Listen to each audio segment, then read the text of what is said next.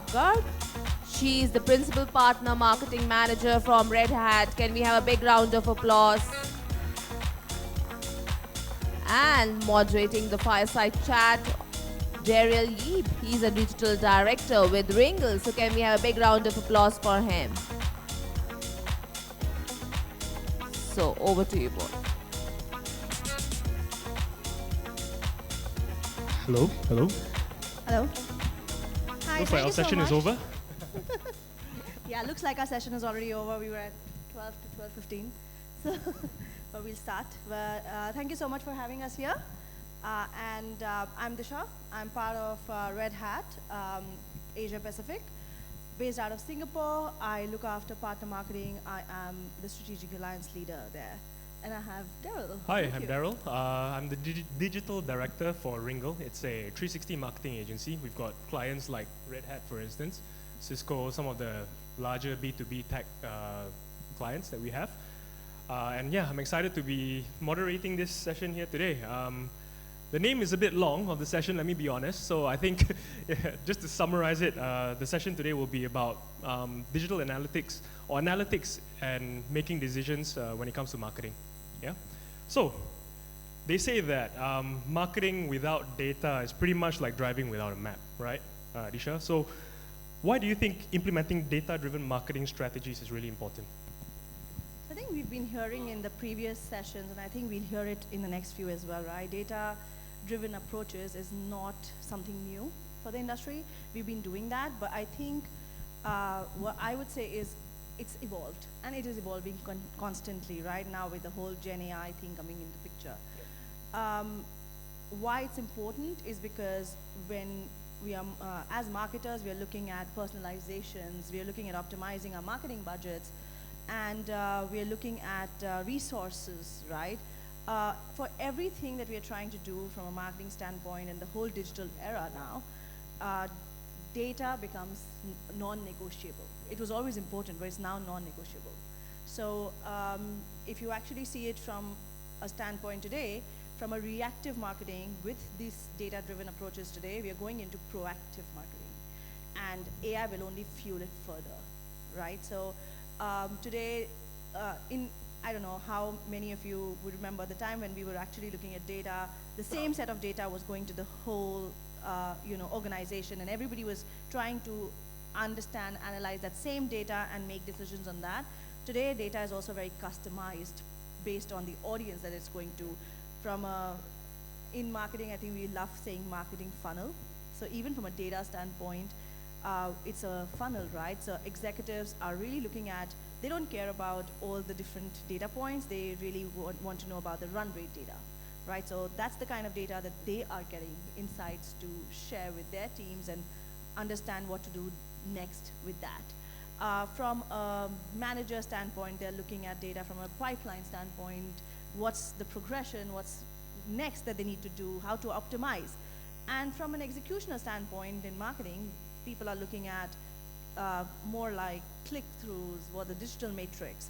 So the data that is now being shared, it's more around what everybody wants, and it's not a siloed decision-making process anymore.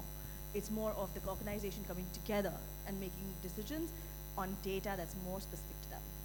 Yeah, I guess you're right, because data generally justifies a lot of the things that we do in marketing, right?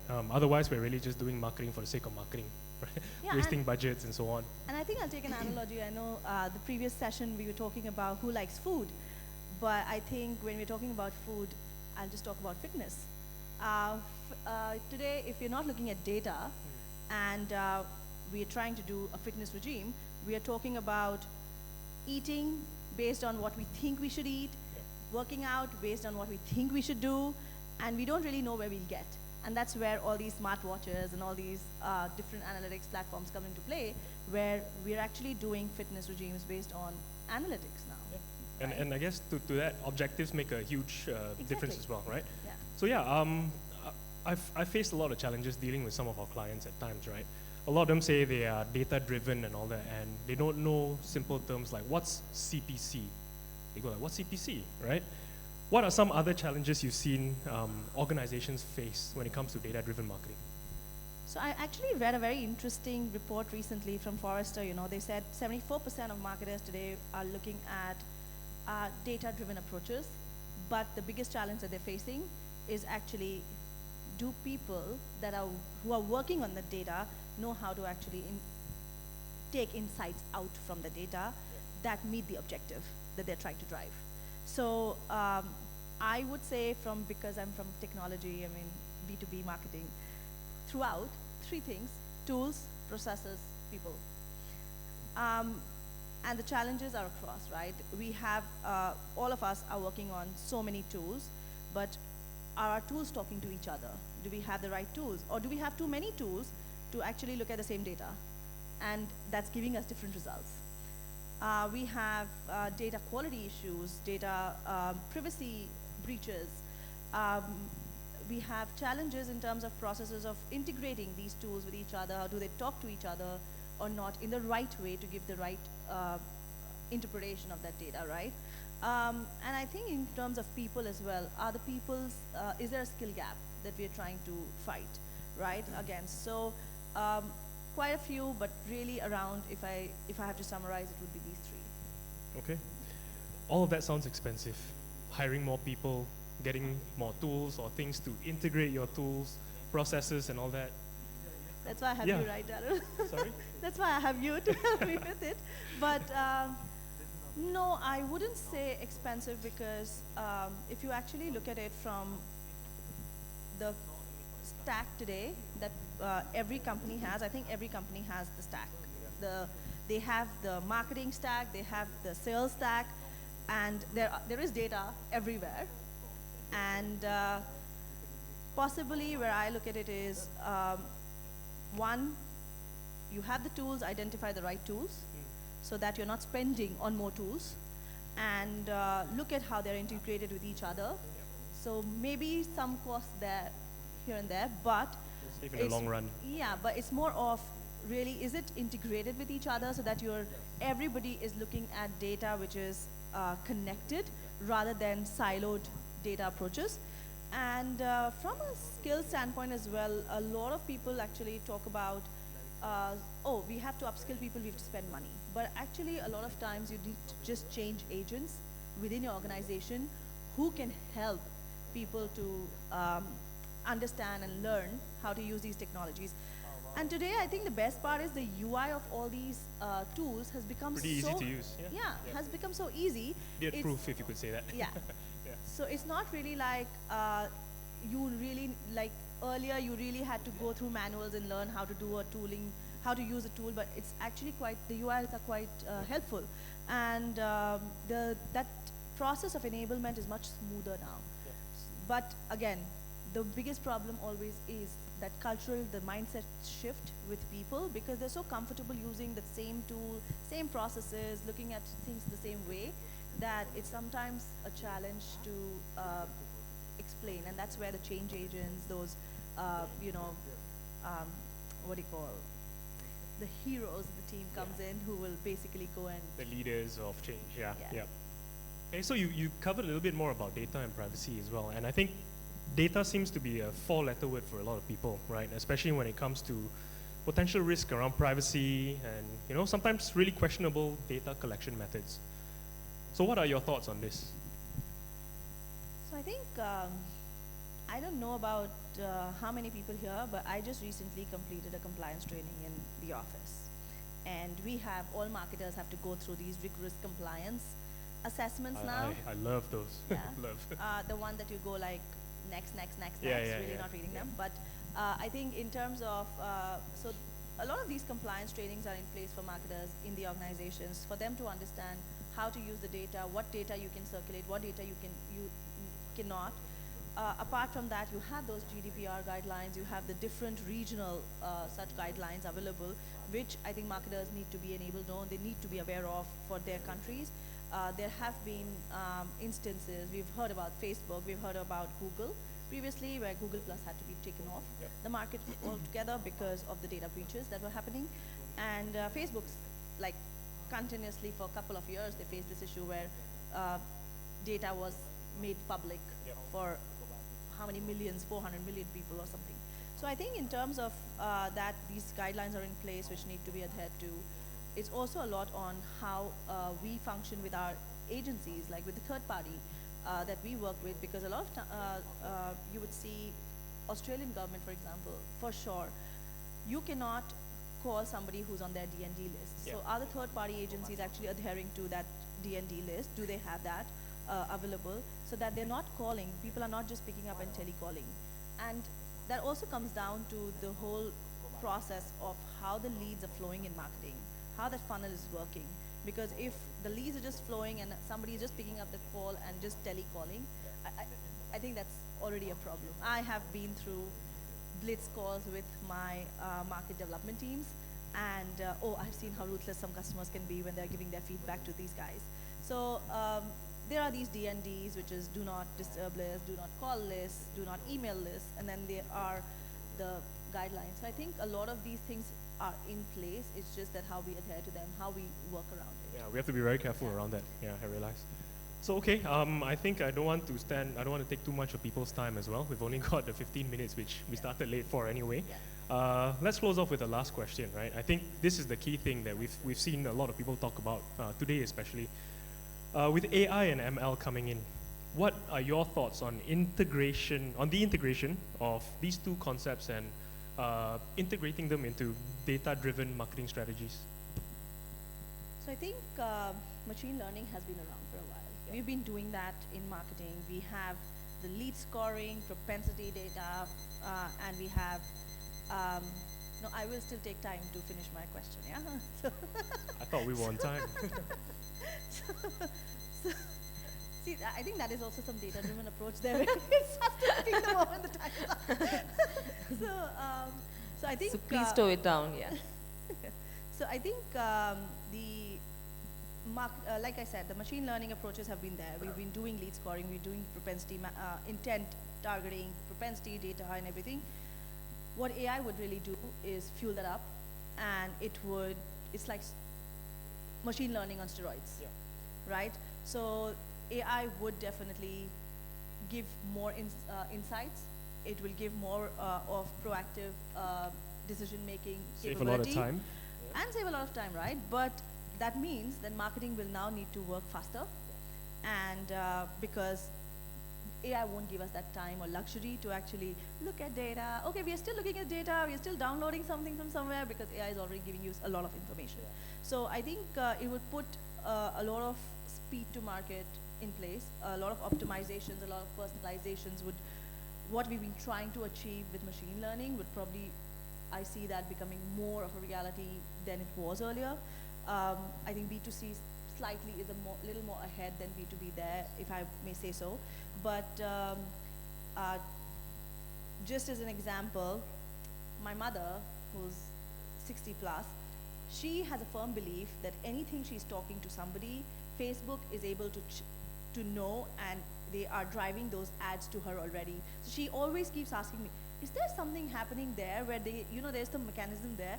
And I have to tell her, not by your speaking with people yet, but I think we're getting there. So, to actually say, that's what I feel, that it's going to be, and I would probably look forward to the next session because that's on generative AI and what the trends are. So, yeah, I think that would be what I would probably say. Great, thank you. Yeah. I think that's it from us. Thank you as so can see. much, Disha. Can we have, do we have any question? We can take only one question for this. All right, the hands are up. Oh, Mohitosh is also here. I hope it's an easy one, yeah?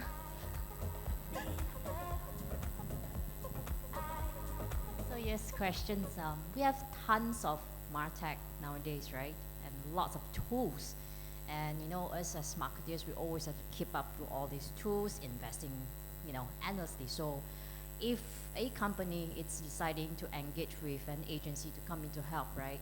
What's that one questions or what's that deciding factor that we as a marketer have to ask, and how do we then differentiate between the tools that we have? Do you want me to take this? Yeah. So I'll try with this, right? I think we have quite a few clients who are the same, right? First thing we'll do is, well, as a joke, what's your budget? what's your budget like, right? Do you have budget for more things? What? No, I'm just kidding. But no, really, is what's your objective at the end of the day? And what stage, and by objective, I also mean at what stage of the product life cycle or whatever their solutions or their brand may be in. If they're a little bit newer, they may be a little bit more interested in getting their name out there, awareness. If they're a little bit older, they may be looking towards loyalty. So I'll be looking at objectives, in other words. And I think I kind of agree there because we do have all this MarTech stack, and trust me, every organization that I've been in, the next organization have just a more elaborate number of MarTech stack. So I think it's more of asking the agencies also in terms of, one, what is my objective? So I look at my MarTech stack that I already have, and what is their capability in terms of addressing and seamlessly coming together with my MarTech stack. They are able to actually work. They're not telling me about, hey, I'm talking about Salesforce and they're talking about Eloqua, right? Then that's like, okay, great, you know that, but how would you integrate with my stack? Because that's how I will look at all my analysis onto my CRM stack.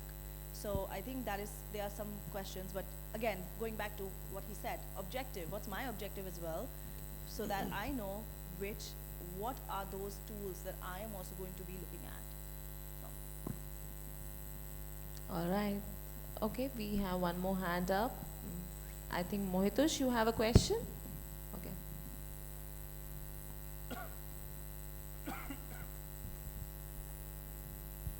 Hi, sorry. So I have been in the ad tech space for about 12 years, and the amount of data that's available now is incrementally grown. I think we started off with what is CPC, what is CPM, like that was about 12 years back, but now we're talking about viewability, attention metrics, 100 other things, right? My question was related to confirmation bias. I think a lot of times organizations, brands, agencies, whoever is looking for a particular outcome will find a way to get it using the data, right? Any data or any outcome can be made justifiable with some set of data. Exactly. How do you combat that? How do you be free of bias? Oh, that's a very good question, actually. But it depends on who's looking at the data. Like for instance, for your case, are you saying that the client is asking you to present them with the data and they look for certain things that confirm their bias?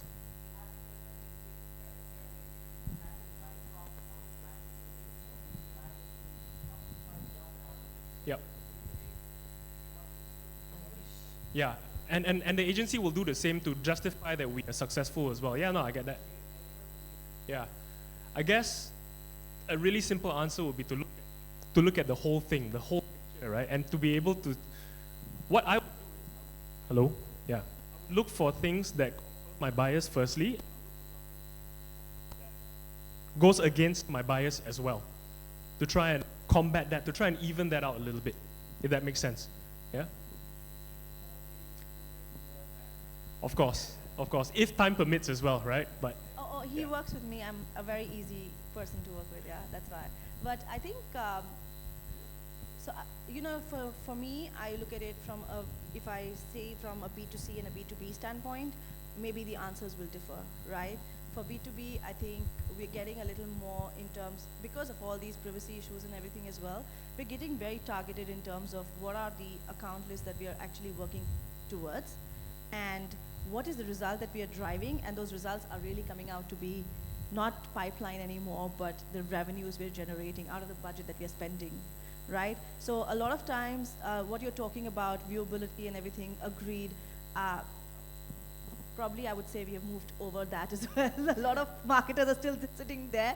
it's but all the numbers, the revenue at the end of the day. Yeah, but I think the way we are justifying it now from a marketing standpoint, at least in a B2B environment and probably in most companies which are in that space, is the revenue that we are achieving out of any activity we are doing. So a lot of times when we are talking about CPC, the reason what Daryl was speaking is because nobody really understands and cares.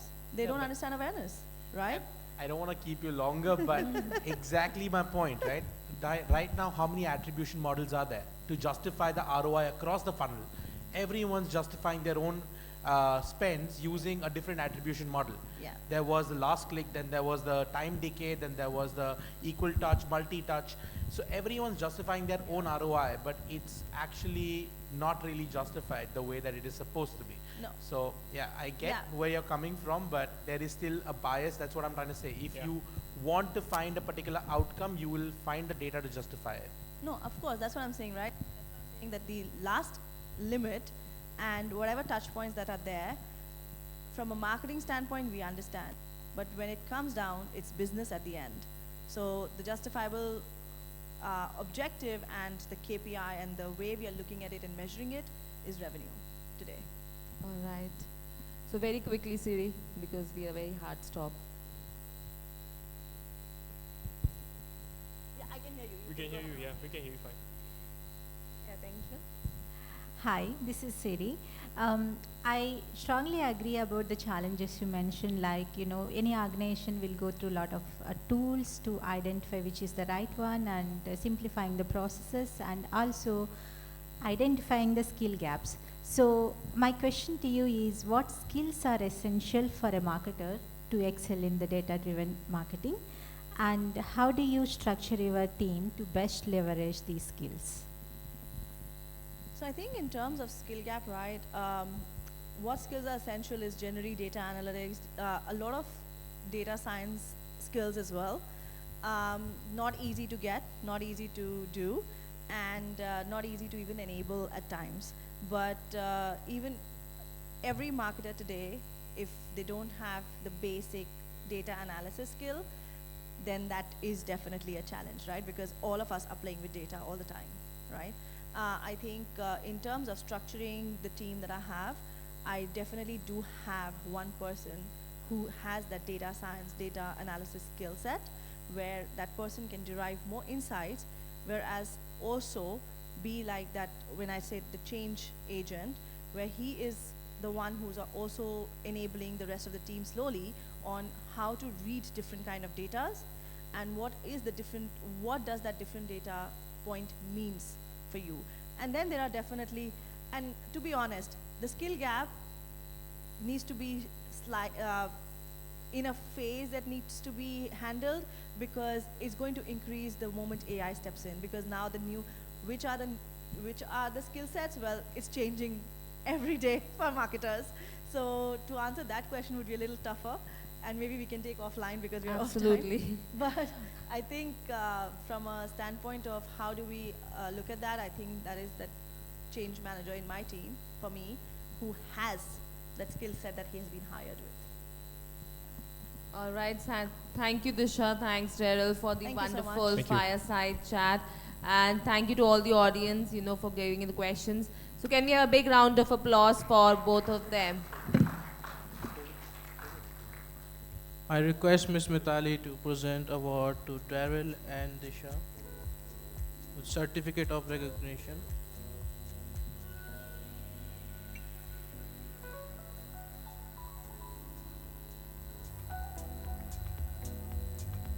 So first we have Daryl Yeap, who is the moderator of the session.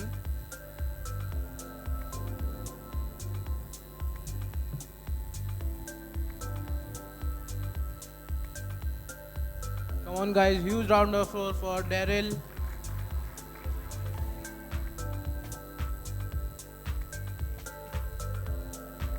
So next we have Disha, Garg. Come on guys.